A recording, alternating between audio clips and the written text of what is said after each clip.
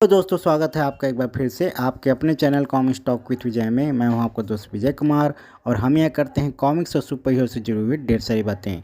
और आज हम बात करने वाले हैं 1970 के दशक की कॉमिक्स कम मैगजीन मधु मुस्कान के बारे में। तो अगर आप हमारे चैनल में नए आए हैं तो पहले चैनल को सब्सक्राइब कर लें, बेल आइकन को प्रेस कर लें ताकि हर नई वीडियो की नोटिफिकेशन आपको मिलती रहे।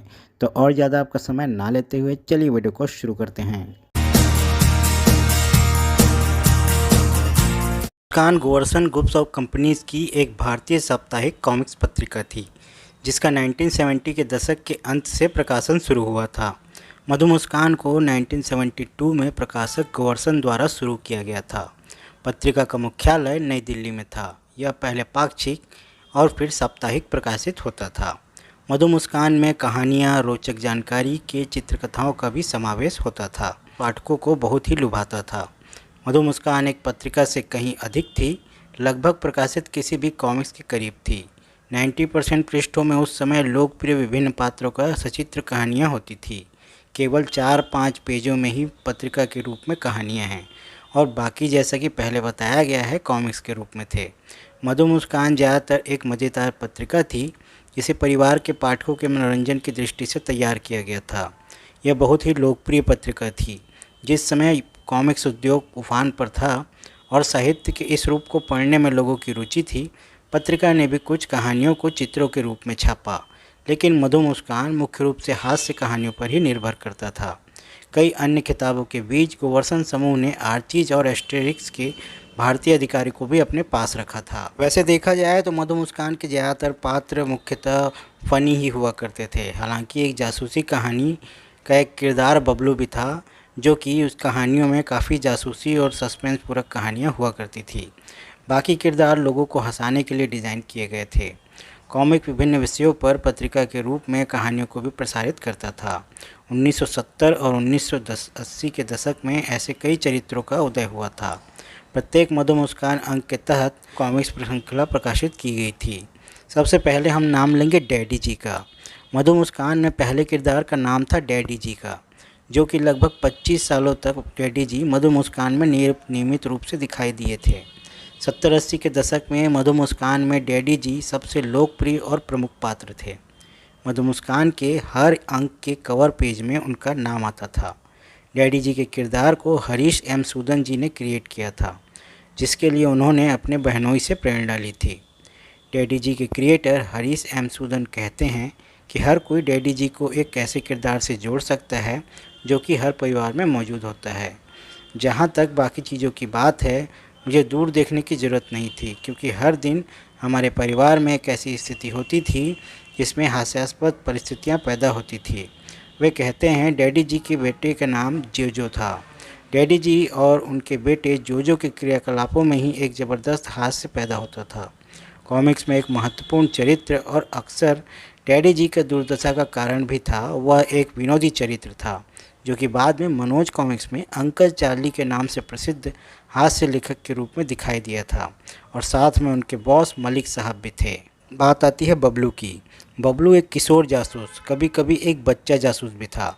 अक्सर इस तरह की कहानियों के साथ उनके चाचा पुलिस अधीक्षक के रूप में पुलिस में रहते हैं, जो कि हमेशा उसकी किसी न किसी कार्य में मदद करते रहते थे। हमेशा बबलू रहस्यों को सुलझाने और अपराधियों को गिरफ्तार करने में उनकी मदद करता था।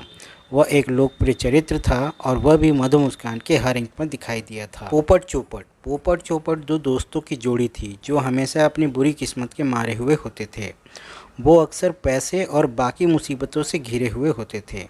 उनकी दयनीय स्थिति कॉमिक्स में मस्ती और हास्य के तत्व पैदा करती थी। सुस्त राम और चुस्त राम, जैसा कि नाम से ही स्पष्ट है, एक और कॉमिक जोड़ी जो हर समय समस्याओं से घिरी रहती है। जहां चुस्त राम हमेशा ओवर एनर्जेटिक यानी चुस्त होता है, वहीं सुस्त राम सबसे आलसी यानी सष्ट होता था। उसके व्यवहार के कारण चुस्त राम हमेशा उसे पीटता रहता था। इन सभी में एक हास्य का अनोखा पुट पैदा होता था। भूतनाथ और जादुई तुलिका। भूतनाथ एक भूत था जिसके पास तुलिका नामक जादुई पेंट ब्रश था। तुलिका हमेशा अपने मालिक को खुश करना चाहती थी और उसकी इच्छा को पूरा करने की पूरी कोशिश करती थी, लेकिन हर एपिसोड में तुलिका के द्वारा भूतनाथ को खुश करने के सच्चे प्रयासों के बावजूद वह हमेशा हास्यपूर्ण तरीके से परेशानी में पड़ जाती थी।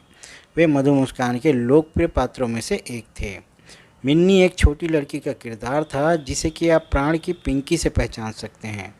एक बहुत ही चतुर, शरारती और मददगार छोटी सी लड़की थी जिसको भी आप मधु मुस्कान के कई अंकों में देख सकते हैं। इसके बाद बारी आती है डाकू पान सिंह की। एक मस्ती पसंद, खतरे से प्यार करने वाला, पान चबाने वाला डाकू पान सिंह जब पान खाता था तो उसे सुपर ह्यूमन स्ट्रेंथ मिलती थी।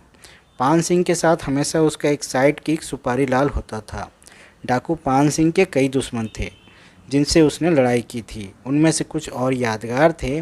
मैडम मोटालो, एक मोटी महिला जो खुद को उछलती हुई गेंद में बदल सकती थी और वह जिस चीज़ पर उछलती थी उसे चपटा कर सकती थी। और जादूगर झुंडू, एक दुष्ट जादूगर था। ऐसे ही और भी कई किरदार थे। इनके लेखक का नाम मुरली सुंदरम था जो कि एक कलाकार, मूर्तिकार, कार्टूनिस्ट और लेखक थे। इसके बाद बारी आती है फिल्मी रिपोर्टर कलाम दास की। बॉलीवुड अभिनेता और अभिनेत्रियों के रिपोर्टर, उनका काम अलग अलग फिल्मी सितारों का इंटरव्यू लेना था। मधु मुस्कान कॉमिक्स के नाम से शुरुआत की जिसके तहत उन्होंने बबलू, डाकू पान सिंह, चंदू, पोपट चौपट और अन्य मधु मुस्कान पात्रों के कई इशूज़ को जारी किया। उन्होंने त्रिशूल कॉमिक्स नामक एक और प्रकाशन निकाला जिसमें भरत कुमार, इंस्पेक्टर आज़ाद आदि जैसे पात्र शामिल थे। उन्होंने गोवर्धन कॉमिक्स नाम से एक और प्रकाशन भी शुरू किया जिसके तहत उन्होंने प्रसिद्ध विदेशी शीर्षक प्रकाशित किए। हिंदी में गोवर्धन कॉमिक्स में Asterix, the famous Loy, Lucky Luke, खलीफा हारून अल-पाशा और इज़्नो गॉड जैसे कई इश्यूज़ प्रकाशित किए थे। तो दोस्तों, ये थी एक छोटी सी वीडियो मधु मुस्कान की इंट्रो के ऊपर। आई होप आपको ये वीडियो ज़रूर पसंद आया होगा। अगर ज़रा सा भी पसंद आया हो तो लाइक कमेंट के साथ शेयर ज़रूर करें। इस वीडियो से जुड़ा कोई और फैक्ट आपके पास हो या हमने कुछ मिस किया हो तो कमेंट में ज़रूर बताएं। ऐसे ही और फैक्ट और ओरिजिन वीडियो लेकर हम आगे भी आते रहेंगे। तो दोस्तों, मिलते हैं नेक्स्ट वीडियो में किसी नए टॉपिक के साथ। तब तक के लिए जय हिंद, जय भारत।